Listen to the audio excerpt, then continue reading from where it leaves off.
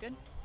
All right, Grayson, with your second win here today, you're officially headed back to the PGA Tour. Let's just start there. How does that feel? Yeah, amazing. To start the year and, a lot of uncertainties, right? And this is what we live for, and I didn't see myself in this position, but you can always work hard and follow your goals, and that's what I did. And, it came to fruition. Sorry, I can't even speak.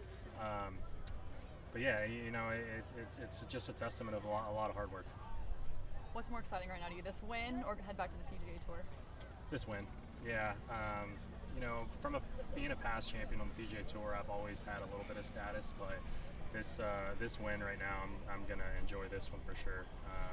I didn't come into this event thinking about my PGA Tour card on the line. I just came in here focused on doing what I could to what I could control, and the lowest score always wins, and that stays true. So, starting the day a couple groups back of those leaders, at what point were you like, okay, this could be mine to take home?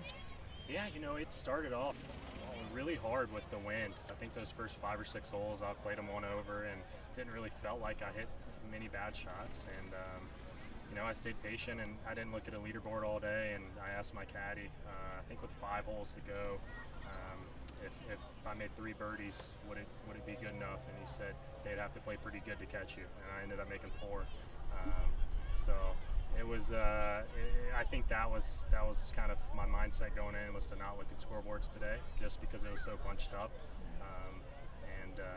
Yeah, it served me well. A lot of crucial birdies there at the end. Big one here. We're on 18. Which of those was your favorite and meant the most for today's win? Yeah, 17 was a really good one, just because how hard that hole is. I felt like birdieing 17. I looked at the board on 17, and I had a 1-shot lead there. And to have a 2-shot lead going to the last hole, I had that same lead in Kansas City, and we made it interesting. And I kind of played this hole smart, and I made a nice putt here on 18, which is always fun to do. So locked up the tour card, still 2 events to go. What's the goal and the mindset for those next 2 events? Yeah, I think the goal is to show up next week, be prepared, and go out and take care of business. There's no letting the pedal. I think the pedal needs to still be still down, and I think you can't let your guard down in this game ever, and you got to ride it while you're hot, and that's what I'm gonna try to do. You FaceTimed your parents there at the end. They were just so proud of you. Can you kind of tell us what they were saying and how much it meant to them to share the moment with them? Yeah, I think they were trying. They looked at flights to come here, and I guess they didn't pull the trigger. But I told them that I would win in front of them soon, and I believe it. And they're my biggest supporters, and whether I lose or win, they're gonna love me just as much. And that's crucial to have people like that in your circle, and it takes a lot of pressure off of you for sure. Yeah, he made a comment something along the lines of it's not the win, it's who you are that makes it successful. And how much does it mean to hear your parents tell you that? Yeah, it's always, you always want to make your parents proud. I think we all want to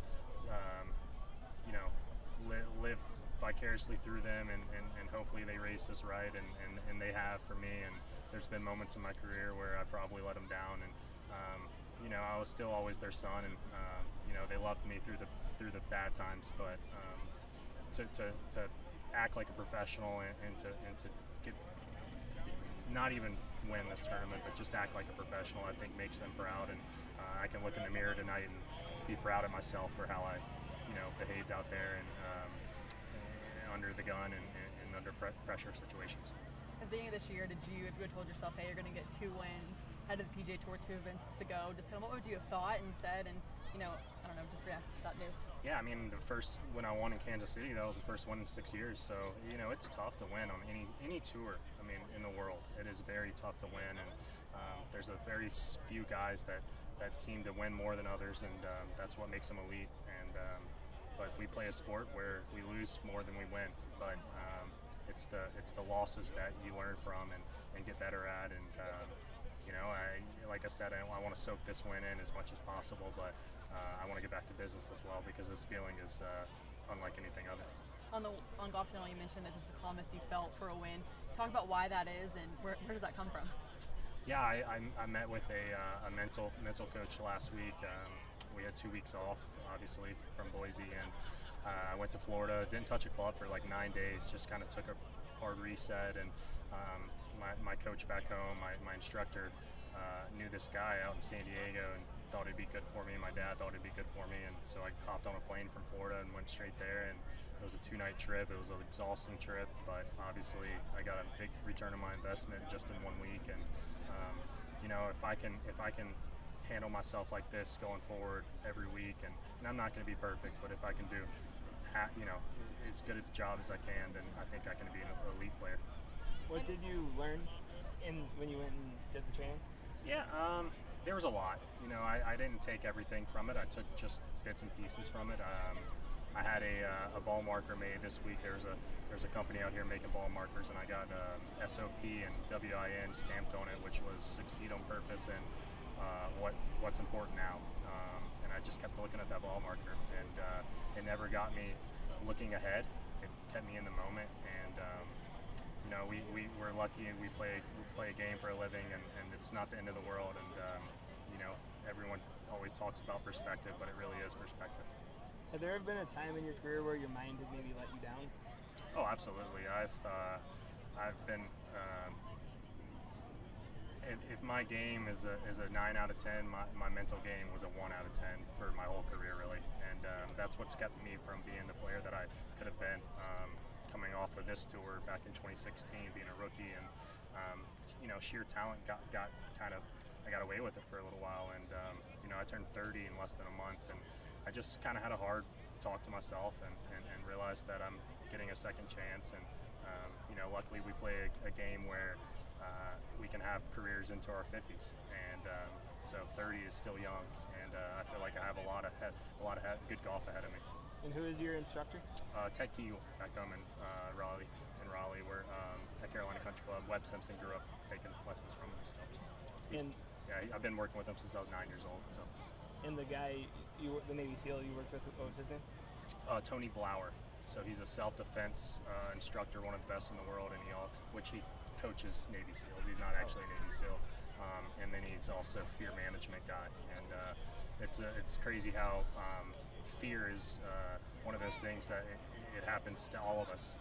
We wouldn't be human if we didn't experience fear. And being out here on the golf course trying to win tournaments, there's a lot of things going through your mind, and whether you want to call it fear or not, I think us men don't like to use that word, but there's a lot of times where there's water left, you don't want to hit it left. That's a fearful,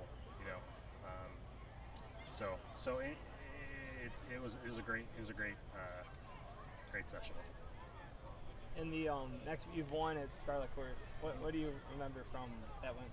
Yeah, that was my first win out here on this tour, and that's a great course for me, and it's a great course for this tour. It's a championship style golf course, just like this one is, and we play a lot of courses where a lot of low scores, or because they just seems to be that way, and I think next week the scores will be kind of like this week, where they won't go too crazy low, and I think that suits me a little better. But I think I can play at any course at this moment. And you, number one out here, gets you into the Players, gets you into the U.S. Open in North Carolina. Is that has that been in the back of your mind at all? No, not really. Colsey's kind of been up there pretty much the whole year, and I just saw him in the locker room, and he said, "Welcome to the 2 club," and said, "Let's see who gets the 3 first." But there's only 2 left, so we gotta put the pedal down. But obviously number 1 is huge, and it'd be great to get that, and if not, then I'm still excited with what I have. I'm sure you get this question a lot, but what's the dynamic like between you and Kip out there? What is his main role? I mean, is he doing a lot of reads for you? Is it keeping you mentally there? What does he do for you out in the course? Yeah, he's a huge cheerleader. He keeps me very positive. He tells me how good I am, and he helps me read greens when I call him in. We do a very good job at reading together, and we are growing together. We weren't perfect. Even my first win, we probably could have played that 18th hole a little better, and we talk about it. We try to get better as a team, and that's important. I don't think any team out here is going to be perfect from the start. It's always kind of a growing process, and we're starting to really mesh well out there. And your high school teammate Carter Jenkins, he finished second. Awesome. What impresses you about his game, and just what memories do you have of playing, high school golf? Yeah, we played high school golf. We won a state championship together. We practiced all the time together, and I always knew he had the game. And he took a little longer to get out here, but that doesn't matter. He's out here and he's doing well, and I hope he can get his card as well. And yeah, I mean, Carter's a great kid and comes from a great family, and I'm excited. I didn't know he came in second, but I'm very excited that the two Raleigh boys are on top of the leaderboard. Awesome. That's it. Thank you so much, Matt. Grayson. Did you want to get some?